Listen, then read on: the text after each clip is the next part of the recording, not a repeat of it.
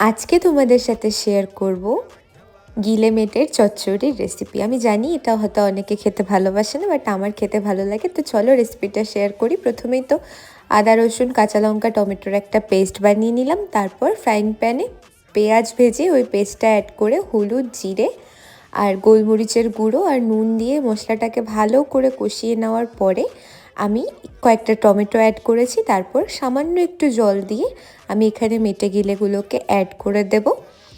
আর তারপর আর কিছুই না, এটা যেহেতু একটু মাংসর মতোই পুরো রান্নাটা, তো একটু ভালো করে কষাতে হবে।